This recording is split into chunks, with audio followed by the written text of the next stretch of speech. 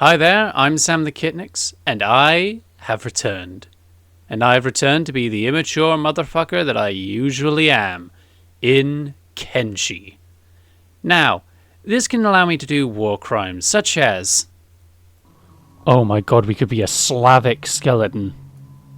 Now, Slavic skeletons aside, just to emphasize, I am immature as all hell. Big Slav, tiny Slav, big, small, big, small, big, small, big, small. Small.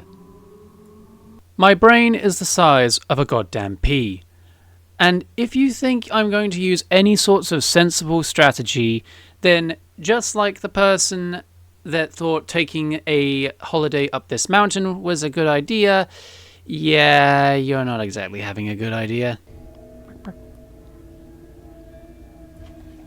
After channeling the power of the chicken to infuse him with good luck, we then decided to infuse him further with a dark ritual to give him the power of the Slav. This is Squat Lad, born on the finest council estate, raised by a mother that only bought the finest alcohol with her benefits payment. Squat Lad only wanted one thing in life, to open a corner shop. After scrimping and saving for so long, stealing and selling everyone in the estate's copper wiring, Squat Lad was ready. He went to the town of Stoat, where he purchased a building that would become his future shop. I mean, just look at Stoat. A wonderful town in need of the finest rice and rice accessories. But Squat Lad, as strong as he is, can't do it by himself. He can't tank every bullet, so he's going to need help.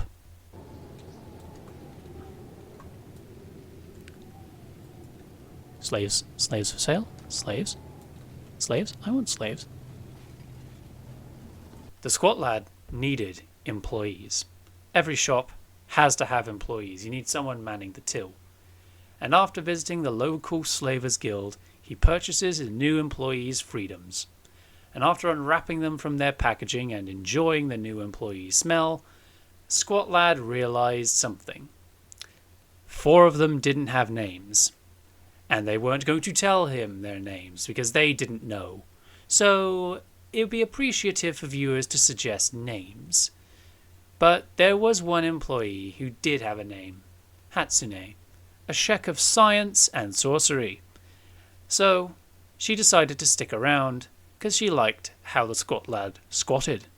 So, yeah, marrying someone because they squat real good.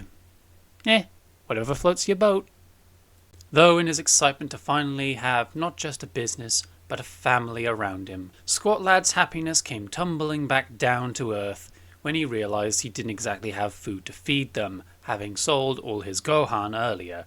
Now, he did have rice hydroponics on the roof, but he didn't exactly have any water on hand to fuel it, so I have no idea why he built it anyway. Squat Lad, you idiot. Though to fuel his employees' hunger, he would have to bring something from his childhood to help feed them. So he took the employees that he could and then sent them out in the desert to steal copper and iron from the local houses.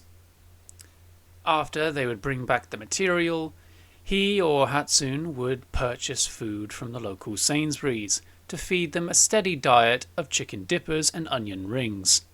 Whilst stripping the locals of all their precious metals and selling them at the local cash converters provided some revenue, this isn't exactly what Squat Lad wanted. He wanted to be done with his days of making people wonder why their electricity and internet isn't working. So he took the money earned and reinvested it into wells that stole from the local electrical grid to tunnel into the back rooms so he could have some of that sweet, sweet almond water for his rice. After growing his rice and making the first bowls of rice, Squat Lad had another realization. Despite all the good times they've been having, paying off guards and being attacked by the locals, he had way too many mouths to feed and not enough rice to go around. He squatted over his stove, deeper and deeper in contemplation, trying to figure out what to do next.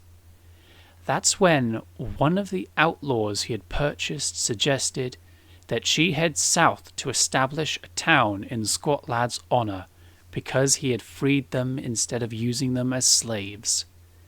Touched by this, she was given extra food and a copy of Squat Lad's credit card, then sent dashing through the desert to establish the settlement of Squattopia. Now, something to point out. Where she decided to put Squattopia? Well, she's had not much experience outside of the United Cities territory, if any at all. So she still has no idea of the rudeness and discrimination she's going to face at the hands of the Holy Nation. But what is the Holy Nation, I hear you say in your weird tone of voice? Well, in Kenshi, the Holy Nation is one of the major factions the player can interact with. They hate anything that is not a human male. Even then, it's a bit dodgy. You might face some discrimination depending on where you are on a color chart. Our poor little outlaw got to understand firsthand when she went into the city to trade, being stopped and searched. Submit yourself to an investigation. Yeah. Looks at your gear without a word. You're clear to go. Right, because hashish is super illegal here. Who'd have thought that hashish looks exactly, and I mean exactly, like rocks, as well as being spoken to rudely by a priest.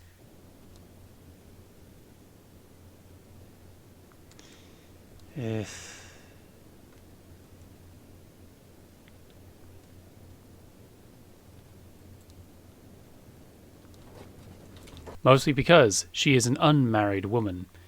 And aren't they supposed to be really, really dangerous? I mean, the Lord Phoenix said so. After her harrowing experience from within the cities, she decided to return back to the settlement of Squattopia. She continued to work away at building the settlement, with more friends being sent down on Squat Lad's behest, with only Squat Lad and his wife left to run the shop. Though when Squat Lad received word of prayer day and the attack on the settlement afterwards, Squat Lad was not happy. Squat Lad decided to vow vengeance against the Holy Empire. So Squat Lad searched his many, many databases and found an old blueprint for a submachine gun that he could use to absolutely eradicate them. Because they don't have guns, but soon we will have guns. So we can eradicate the Holy Nation. But I'm going to be completely honest. Most of what happens from then is just a lot of grinding and a lot of building. So if you want to watch the rest of that, you're going to have to either wait for the next video, or you can go onto my Twitch channel and watch it live. Just look for Sam the Kitnix on Twitch, or you can subscribe to this YouTube channel, like the video, blah blah blah. All of that gubbins that all the other YouTubers tell you to do.